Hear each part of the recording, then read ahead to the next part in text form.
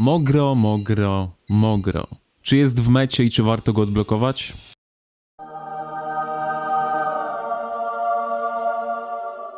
Siemanko, z tej strony Anioł, witam cię serdecznie na moim kanale. No i w tym filmie wrócimy do bohatera, o którym mi się zapomniało i byłem pewny, że już o nim zrobiłem film, ale na szczęście nasza społeczność jest tutaj bardzo czujna i szybko takie rzeczy wychwyci. Jeśli interesuje was jakiś inny temat, którego jeszcze nie poruszyłem, to śmiało możecie napisać w komentarzu i prędzej czy później taki film powstanie. Poza komentarzem możecie oczywiście zostawić lajka oraz subskrypcję, a co do samego Mogro, to jest jednym z tych bohaterów, o którym krążą przeróżne opinie. Zebrałem je wszystkie w jedno miejsce, no i w ten sposób powstał ten film. Ale zaczniemy klasycznie od przedstawienia umiejętności, bo to, że ktoś z SOS-u zna już dobrze Mogro, to nie znaczy, że ktoś z S1, z S2 wie cokolwiek na jego temat. Dlatego przejdźmy do pierwszej umiejętności. Umiejętność numer 1, Popioły Gniewu. Zyskuje retorsję na 3 sekundy, cel zostaje napiętnowany i poobijany na 3 sekundy. Retorsja zadaje fizyczne obrażenia od umiejętności co sekundę celowi i 2 pobliskim legionom znajdującym się na wprost na obszarze w kształcie łuku. Współczynnik obrażeń 450, no a poobijanie zmniejsza punkty życia wroga o 30%. Czyli w dużym skrócie, bo ta umiejętność jest tak zawile opisana. Po pierwsze, przez 3 sekundy zadajemy obrażenia nawet 3 wrogom co sekundę o wysokości 450 współczynnika obrażeń. No i po drugie, zmniejszamy punkty życia celowi o 30%. Umiejętność numer 2, Nikczemne Szaleństwo. Po wywołaniu u celu osłabienia poprzez użycie umiejętności wrodzonej. Umiejętność wrodzona jest to umiejętność, którą bohater ma od razu, podstawowo.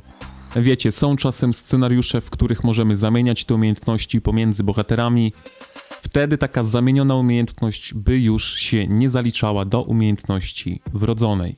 No i ten efekt dosięga również inne cele w pobliżu, maksymalnie 2 dodatkowe cele. Cele otrzymują priorytet w razie wywołania retorsji i ewentualnego przeniesienia efektu. Tłumacząc to na język prostszy, po prostu gdy na przykład nasza umiejętność wpadania w szał zmniejsza punkty życia wrogom o 30%, zmniejszenie HP z pierwszej umiejętności działa tylko na cel, no i umiejętność druga potrafi przenieść ten efekt na 2 dodatkowe cele. Więc po prostu rozprzestrzeniamy osłabienia, no i taki osłabiony cel otrzymuje plus 15% obrażeń od umiejętności bohatera. Czas trwania tego efektu to 10 sekund, no i podlega resetowi, to znaczy, że gdy ponownie w ciągu tych 10 sekund na przykład nałożymy znowu osłabienie, no to ten efekt się odświeży i to 10 sekund jest liczone od nowa. Sama umiejętność moim zdaniem jest taka sobie. Wiadomo, że jeśli to działa na wszystkie źródła obrażeń, no to wtedy jest genialna, a jeśli działa tylko od Legionu Mogro, no to wtedy ta umiejętność po prostu jest ok. Umiejętność trzecia, Złoty Pył. Jednostki piechoty Legionu zyskują 10% ataku fizycznego piechoty i 20% obrony piechoty. Ponadto zwiększa efekt opancerzenia umiejętności Czujność jednostek piechoty o 2%. Tutaj możemy sobie kliknąć na ten efekt. No i Czujność jest właśnie tym efektem, który jest pasywką piechoty. Pasywkę piechoty możemy również sobie sprawdzić tutaj w koszarach, no i jest to ten efekt. W tym momencie zamiast redukcji obrażeń od ataku dystansowego o 5%, za jeden stack nasz Mogro potrafi redukować te obrażenia o 7%. No i możemy takich kumulacji mieć 8. 8 razy 7 jest to 56% i właśnie o tyle procent możemy zredukować obrażenia, które nasz Legion otrzymuje od ataków dystansowych. Teoretycznie Legion Mogro plus Dunfel powinien być dosyć wytrzymały, jednak ludzie nadal uważają, że jest dosyć miękki. Ale myślę, że jednym z czynników, dlaczego tak jest to, że z reguły, gdy mamy do wyboru albo bić Goresza i Skogul, albo bić Mogro z Dunfelem, no to jednak większość osób wybierze bicie Mogro z Dunfelem, dlatego ich pasek zdrowia będzie spadał szybciej, no bo większa ilość osób będzie ich biła. Co do samej umiejętności uważam, że jest całkiem spoko, mamy tutaj 30% twardych statystyk oraz mamy naprawdę przyjemny tutaj efekt opancerzenia dodatkowy, który myślę, że mimo wszystko trochę tej przeżywalności im daje. Akurat tę umiejętność oceniłbym nawet na taką 5. Umiejętność numer 4, Bezkompromisowość. Stacjonując w mieście lub bastionie, Legion ma 10% szans na zwiększenie zadawanych obrażeń o 10% i przeniknięcie punktów życia o procent 10 przez 3 sekundy od rozpoczęcia bitwy. W skrócie, jeśli się nie mylę, mamy po prostu raz na 10 sekund szansę na aktywację tego efektu, gdy naciera na nas jedno rally, więc technicznie rzecz biorąc mamy 3 sekundy trwania efektu na 10 sekund, więc tutaj piątki już nie dam. Wolałbym na pewno stały bonus, nawet te 7% pomijania HP i 7% premii do zadawanych obrażeń. Gdybyśmy mieli stały taki bonus w czasie garnizowania, no to na pewno byłoby jeszcze lepiej, aczkolwiek Mogro i tak na ten moment jest w totalnej mecie, jeśli chodzi o garnizony. No a zastępcą dla Mogro często jest tutaj Goresz. Goresz z Mogro albo Mogro z Goreszem, naprawdę jest to jeden z meta garnizonów, ale oczywiście Mogro z Danfelem, jeśli nikt nas nie sformuje, jeśli naciera na nas tylko jedno rally. Również widziałem, że sobie taka para bardzo dobrze radzi na garnizonie. Żebyśmy nie byli tutaj gołosłowni, zobaczmy sobie szybko na taki raporcik z garnizonu Mogro Goresz. Tutaj widzimy, że zabitych jest dużo więcej, może nie dużo więcej, ale jest więcej po stronie garnizonu, aczkolwiek bardzo ciekawą rzeczą jest to, że ten garnizon był wypełniany w większości farmami, z tego co widzicie, same tutaj te czwórki jedynie. Tutaj jest jeden legion T5, no i pierwszym legionem T5 był tutaj legion kapitana tego garnizonu. Natomiast co ciekawe, po drugiej stronie, czyli po stronie atakujących, mieliśmy tutaj bardzo dużo jednostek T5, stąd tutaj przewaga na stronę rally. Aczkolwiek wiecie, no jeśli ktoś uzupełnia garnizon farmami, no to tego i tak nie odczuje, a tutaj jednak ludzie wysyłali swoje jednostki T5 na śmierć, więc na pewno ludzie to bardziej odczują. No i tak szczerze mówiąc powiedziałbym, że 80% nawet tego rally to było tutaj jednostki T5, więc uważam, że garnizon Mogro z Goreszem poradził sobie naprawdę wybitnie, jeśli weźmiemy pod uwagę to, że tutaj były praktycznie same jednostki T4.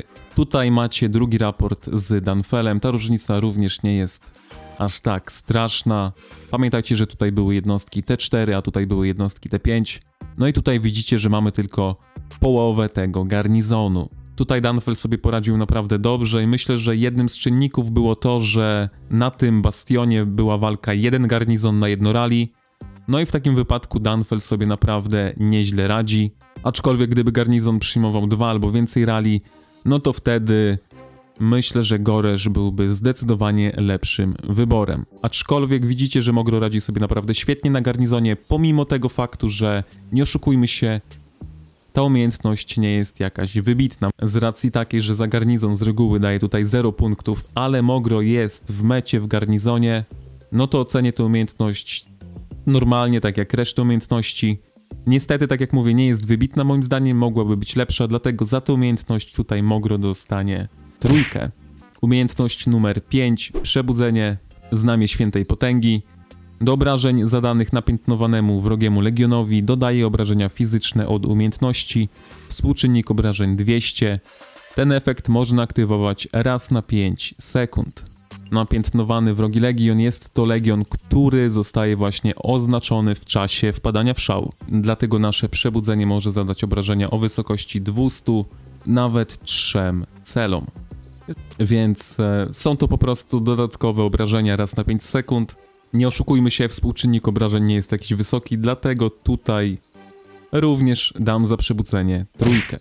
No i teraz, moi drodzy, pytanie klucz, czy warto tutaj działać, inwestować swoje tokeny w Mogro? Jeśli jesteście kapitanem garnizonu, jeśli mainujecie piechotę, no to w takim wypadku moja odpowiedź brzmi tak, warto, ale jeśli mielibyście wybrać tylko jeden legion piechoty, który jest naprawdę dobry, no to tutaj zdecydowanie wam polecam zrobić Goresza i Skogul. Mimo że Goresz jest z wcześniejszej generacji, to tak naprawdę nadal sobie radzi genialnie, jeśli chodzi o open field, przynosi naprawdę dużo zasług, jeśli porównamy go z innymi legionami piechoty, więc tutaj bez dwóch zdań, jeśli nie mainujecie piechoty, a chcecie mieć jeden legion piechoty, którym nie wstyd wyjść do walk, no to Goresz Skogul na pewno spełni swoją rolę. Jeśli chodzi o drzewka talentów, to do garnizonu mamy tutaj drzewko od Roya, który jest naszym kapitanem właśnie w bastionach. Oczywiście możecie dostosować to drzewko bardziej pod sytuację, w której jesteście. Co mam na myśli, że możecie sobie dostosować to drzewko pod siebie? Mam na myśli to, że tutaj na przykład ten talent jest zmniejszeniem obrażeń od umiejętności bohatera. Widzimy, że tutaj jest 0 punktów. Mamy natomiast na przykład full punktów w zmniejszeniu obrażeń od normalnych ataków. No i wiadomo, ten talent jest genialny na jakiś Magrat Zejdy, na takie rally, na takie garnizony. Redukcja obrażeń od umiejętności bohatera przydałaby się na przykład, gdybyśmy byli świadkami rally magów, rally kawalerii. Kawaleria również zadaje ogromne obrażenia od umiejętności bohatera, więc w takim wypadku na pewno warto te obrażenia zmniejszyć o 10%, więc to są takie detale, które musicie dostosować pod siebie, do sytuacji, jaka panuje na waszym KVK, co jest w mecie, co ludzie wysyłają, aczkolwiek jeśli skopiujecie sobie to drzewko do garnizonu, no to nie powinniście mieć złych raportów. Teraz na ekranie mamy drugie drzewko od Roya, tym razem do Danfela. Dlaczego pokazuję wam drzewko do Danfela? Oczywiście dlatego, że jeśli macie Mogro, no to chcecie również nim wyjść w pole, no a skoro macie na Mogro drzewko do garnizonu, no to Mogro nie może być kapitanem, wtedy tym kapitanem będzie u nas Danfel. Samo drzewko widzę, że jest dosyć agresywne, mamy tutaj zwiększanie obrażeń od umiejętności bohatera, zarówno w drzewku tanka, jak i w drzewku PvP, więc na pewno jest to drzewko agresywne. Osobiście myślę, że może działać, więc możecie sobie przetestować.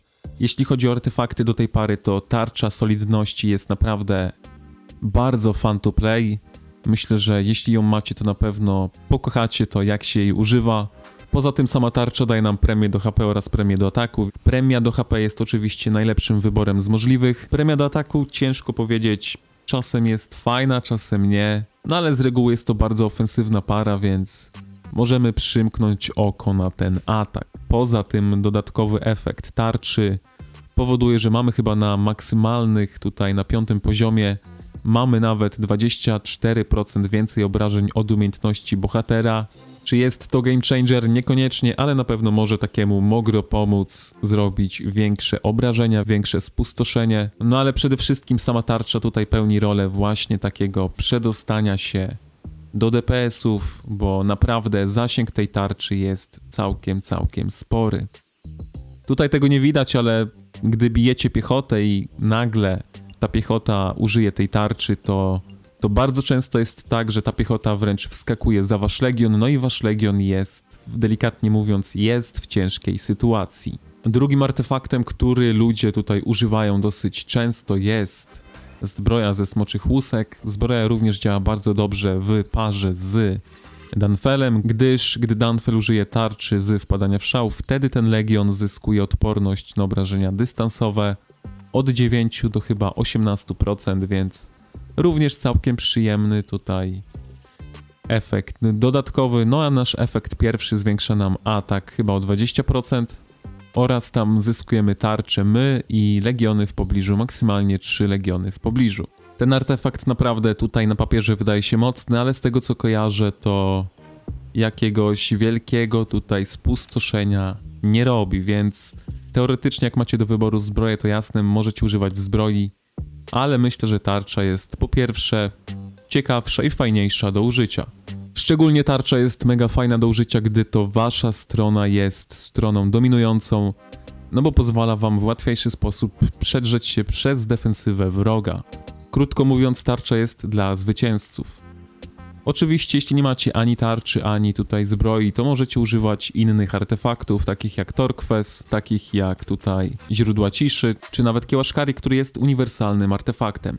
Jeśli chodzi o pupile do piechoty, to oczywiście ten marsz ma swojego dedykowanego pupila, który jest naprawdę przepotężny. Księżycowy niedźwiedź jest naprawdę przepotężny w garnizonie, ale i na openfieldzie swoje naprawdę zrobi, szczególnie gdy już macie full build.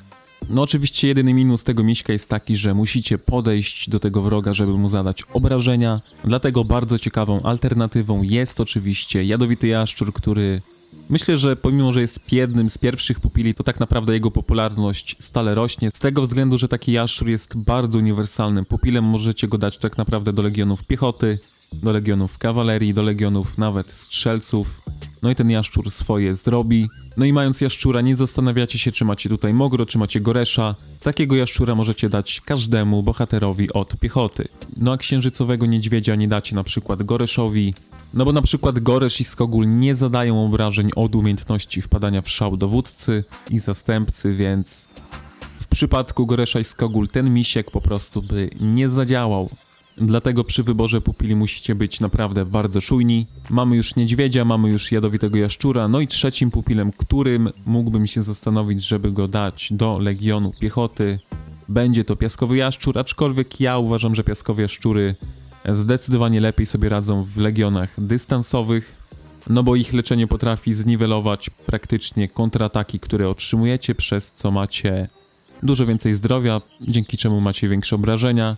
No a taka piechota jednak jest narażona nie tylko na same kontrataki, ale w szczególności na normalne ataki. Na dużej ilości normalnych ataków nawet jaszczur zbudowany do końca z full buildem nie wyleczy tych wszystkich obrażeń.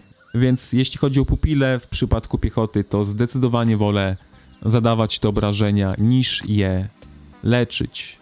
No a jeśli chodzi o brunatnego niedźwiedzia, no to brunatny niedźwiedź dałoby sobie tak radę połowicznie z tego względu, że brunatny niedźwiedź jest uzależniony od ilości kontrataków, jakie możemy wyprowadzić, więc praktycznie jest to pupil dla Skogul, no bo Skogul potrafi zadawać 2 kontrataki na sekundę jako jedyny bohater w grze póki co, więc brunatny niedźwiedź w parze z Mogro i Danfelem nie zrobiłby zbyt wiele, więc moim zdaniem tak naprawdę ta para ma do wyboru 2 pupile.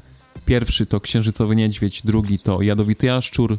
Jeśli jesteście kapitanem garnizonu, no to myślę, że niedźwiedź jednak zrobi więcej na takim garnizonie, aczkolwiek na Openfieldzie myślę, że jaszczur może zrobić dużo więcej. Ale no, to tyle w tym odcinku, ja będę się tu z wami żegnał, wiecie co robić, trzymajcie się, elo.